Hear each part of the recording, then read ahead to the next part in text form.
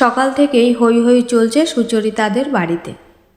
ছেলে আজ ওর ভাই বোনদের নিয়ে আসবে বিয়ের আগে সুচরিতার সাথে পরিচয় করাতে। উদ্দেশ্য এটাই। বিয়ের তারিখ আর বাকি সব দিনগুলো আগে থেকে ঠিক হয়ে গেছিল। মার্চ মাসে 15 তারিখ রেজিস্ট্রি আর আগস্ট মাসে বিয়ে। সুচরিতার বাবা মায়ের ইচ্ছেতেই রেজিস্ট্রিটা আগে থেকে করানো হচ্ছে। সুচরিতার জন্য অবশেষে একটা পাত্র জোগাড় হওয়াতে যেন শান্তি পেয়েছেন অনীশবাবু আর দোলাদেবী। গ্র্যাজুয়েশন শেষ করে বাড়িতে বসেই সরকারি পরীক্ষার জন্য পড়াশোনা করছিল সুচরিতা। দেখতে শুনতে ও খুব একটা সুন্দরী নয়। অকারণে সময় গড়িয়ে যাচ্ছে বলেই হয়তো ওনাদের অত তাড়া। তারপর পেছনে আর একটা বোন আছে, তার উপর সে যখন খুব সুন্দরী, তখন আরও সমস্যায় পড়তে হয় বাবা মাকে। এর আগে একটা সম্বন্ধ এসে তো সুচরিতার বদলে তার বোন পৃথাকেই পছন্দ করে ফেলেছিল। দোলাদেবী রাজি থাকলেও অনীশবাবু কিছুতেই রাজি হননি। এবার সেই ভয়ে আর ছোট মেয়েকে সামনে আসতে দেননি ওনারা। যদিও এতে কোনো দুঃখ নেই সুচরিতার, আসলে ও ওর রূপের জন্য ছোট থেকেই মাসি, কাকি, জেঠি, এমনকি মায়ের মুখেও শুনে আসছে এই মেয়ের বিয়ে দেওয়া চাপ হবে।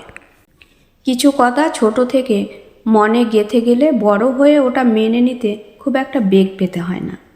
সুতরাং রূপ, বিয়ে এসব নিয়ে ভীষণ উদাসীন সুচরিতা। ওর দুঃখের জায়গাটা অন্য। চাকরির এত পরীক্ষা তো দিচ্ছে, কিন্তু একটাও হচ্ছে কই।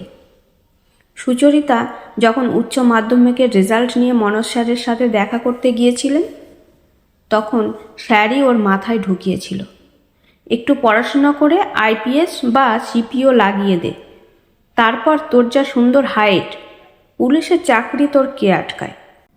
বিয়ে হবে না বাজে দেখতে, ছেলেদের মতো লম্বা, তারপর দেখবি ছেলেদের লম্বা লাইন লেগে যাবে। এইসবের মাঝে মনোজ স্যারের কথাটা ভীষণভাবে নাড়িয়ে দিয়েছিল সুচরিতাকে।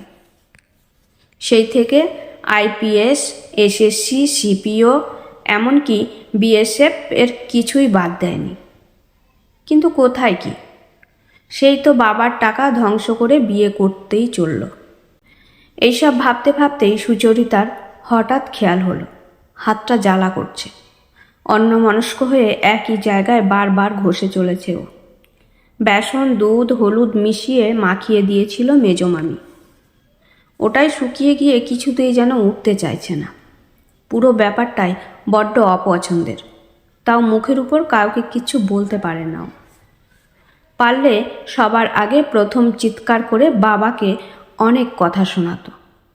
বাবাই তো বলতো মেয়েরা বাজারের পণ্য নয়। তাহলে কেন বাবা নিজের হাতে ওকে বিক্রি করে দিচ্ছে? কিছুতেই বুঝতে পারছে না সুচি। দিদিভাই তাড়াতাড়ি দরজা খোল, মিলি দিয়ে এসেছে, আজও তারা আছে। পৃথার ডাকে খেয়াল হলো ও এখন ব্রাইডাল প্যাকেজে আছে। 15 দিন অন্তর ওর ফেসিয়াল চলে। আজ তো মিলির আসারই কথা। এসব করে যদি কাল ওরা ফর্সা হতে পারত, তাহলে আর চারপাশে এত অন্ধকার থাকতো না।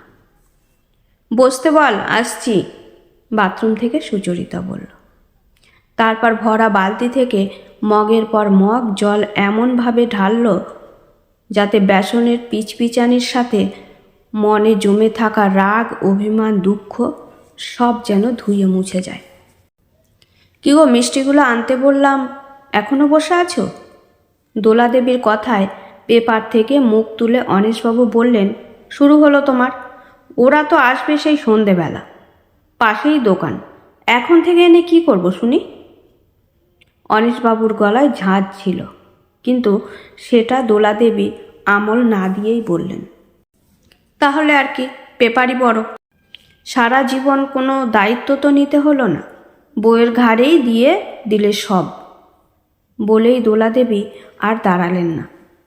হয়তো এবার উল্টো জবাবটা শোনার মতো ধৈর্য ওনার আর নেই। অনীশবাবুও আজ আর উত্তর দিলেন না। পেপারটা খালি সামনেই খোলা, মনে মনে নানা প্রশ্নের উত্তর দিয়ে চলেছেন নিজেকে। যিনি পণ্যে আর ঘোর বিরোধী, আজ সেই মানুষই পণ দিয়ে নিজের মেয়েকে বিয়ে দিচ্ছেন। একেবারেই অক্ষম নননি, এটা মেনে নিতে পারছেন না। পাত্রপক্ষ যা চেয়েছেন তার দ্বিগুণ দেওয়ার ক্ষমতা ওনার আছে, কিন্তু এইভাবে মেয়েকে অপমান করতে উনি চাননি। খুব তাড়াতাড়ি কি সিদ্ধান্ত নিয়ে ফেললেন কি এমন হতো যদি ছোটটার আগে বিয়ে হয়ে যেত? ভেবেই একটা চোরা কষ্ট বুকে হচ্ছে। মেয়েটাও আজকাল কেমন এড়িয়ে এড়িয়ে যায়। চেষ্টা তো করছে, কত পরীক্ষা দিচ্ছে। এইভাবে মেয়েটাকে বিক্রি না করে সময় দিলে তো হতো। সারা দিন এই এক চিন্তা ঘুরছে অনীশবাবুর মাথায়। হঠাৎ কলিং বেলের আওয়াজে চেয়ার ছেড়ে উঠে দরজা খুলতেই দেখলেন অনীশবাবুর ভাই আর তার বউ, ছেলে মেয়েরা সব এসছেন। উচ্ছ্বাসের আওয়াজটা আরও দ্বিগুণ হয়ে গেল। উপর থেকে নেমে এলো পৃথা আর তার সাথে মামার মেয়েরাও। সামান্য কিছু অনুষ্ঠান হলেই জেঠু, কাকা, মামারা সবাই একসাথে হয়, এটাই এবারই নিয়ম। পাত্রপক্ষের ভাই বোন আসতে শুনে পৃথাও আবদার করল ওদেরও ভাই বোনেরা আজ আসুক। সুচরিতার এই পুরো বিষয় নিয়ে কোনো মতামত নেই। গল্পে আর হাসাহাসিতে মশগুল ডাইনিং। সেই মাঝেই অরিশ মানে অনীশবাবুর ভাই বলল, দাদা, সুচির কন্যাদান কিন্তু আমি করব। তোমার তো পিঠা রইল, আমার দুই ছেলে, তাই সুচির কন্যাদানের দায়িত্ব আমার। অনীশবাবু মনে মনে ভাবলেন, কর, আমারও ইচ্ছে নেই। কন্যা কি দানের সামগ্রী? হায় ভগবান, কেন যে কিছু মেনে নিতে পারছি না, তুমি আমায় সহ্য করার ক্ষমতা দাও। আবার কলিং বেলের আওয়াজ। এখন আবার কে এলো ভেবে অনীশবাবু দরজা খুলতেই ওপাশ থেকে, এটা কি সুচরিতা লাহিড়ীর বাড়ি? অবাক হয়ে দেখলেন অনীশবাবু একজন পিয়ন গোছের লোক দাঁড়িয়ে। ওনাকে দেখেই হাত পা কাঁপতে শুরু করলো অনীশবাবু। হাত পা যে সবসময় ভয়ে কাঁপে তা নয়, কখনো আনন্দেও কাঁপে, উত্তেজনায় কাঁপে। কাঁপা কাঁপা গলায় অনীশবাবু চিৎকার করে ডাকলেন, সুচি, তাড়াতাড়ি আয়, তাড়াতাড়ি। ওপরে বসে তখন সবে মুখে ক্রিমটা পরিষ্কার করছিল মিলি। এরপর প্যাক লাগাবে। বাবার সাথে বেশ কিছুদিন ধরে কথা বলেনি সুচরিতা। কোনো রকমে চুড়িদারটা গলিয়ে ছুটে নেমে এলো নিচে। দেখল বাবা দাঁড়িয়ে আছে বাইরের দরজার সামনে।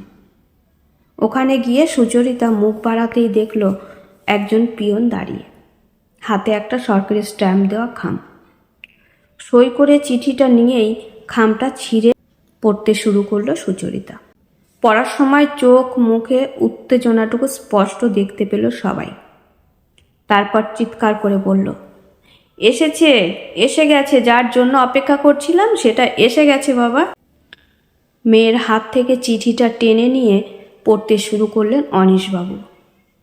আনন্দ ধরে রাখতে না পেরে মেয়েকে জড়িয়ে ধরলেন। ঘর থেকে সবাই বেরিয়ে আসলো একে একে। অরিশ বলল, কি হয়েছে দাদা? অনীশবাবু বললেন, বিএসএফে চাকরি পেয়েছে আমার সুচি। অরিশ বলল, বিএসএফ মানে তো বর্ডার, কি বলছো তুমি? সুচি বলছে, তাতে কি হয়েছে কাকা? ছেলেরা যদি ওখানে কাজ করতে পারে, মেয়েরা পারে না কেন? দোলাদেবী বললেন, কী সব যাতা বলছিস, মোড়ে টোড়ে পড়ে থাকবি জানতেও পারবো না, ওসব চলবে না এ বাড়িতে। এবার সুচি আর চুপ করে থাকতে না পেরে বলল, কি চলে মা এ বাড়িতে? কালো মেয়েকে মোটা টাকায় বিক্রি করা? কে বলতে পারে দুদিন পরে ওই বাড়িতে আমি মরে পড়ে থাকবো না? যারা পণ নেয় তারা যে কত ভালো মানুষ হয় বেশ জানা আছে আমার। অরিশ বললেন, কবে যেতে হবে? অনীশবাবু চিঠিটা দেখে বললেন, 20 মার্চ মেডিকেল টেস্ট, 15 তারিখেই বেরিয়ে যেতে হবে। এবার দোলাদেবীর আটকে ওঠার পালা। বললেন, মানে? সেদিনই তো রেজিস্ট্রি। অনীশবাবু বললেন, সেসব ক্যান্সেল করে দেব। এ বিয়ে আমারও পছন্দ ছিল না, আর এখন তো প্রশ্নই আসে না। তারপর সবাইকে বললেন, থেমে গেলে কেন সবাই, মজা করো, আনন্দ করো, কত বড় কাজে যাচ্ছে আমার সুচি। পিতা বলল, দিদিভাই, মিলিবিদি তো বসে আছে। সুচি বলল, কি হবে আরও সবে? অনিশবাবু বললেন, যা মা যা, সেজে নে, যুদ্ধে যাওয়ার আগেও সাজতে হয় বই কি। তারপরে নিজের ভাইয়ের দিকে তাকিয়ে বললেন, সুচির কন্যাদান আমিই করব, বুঝলি? অবাক হয়ে তাকালো অনিশবাবু আবার বললেন, খাকি আর সবুজ রঙের পোশাকটা পরে, মাথায় ওই রঙের টুপি, কোমরে সবুজ চামড়ার মোটা বেল্ট, উফ, দেশমাতার উদ্দেশ্যে আমার কন্যাদান। কি যে গর্ব হচ্ছে আমার।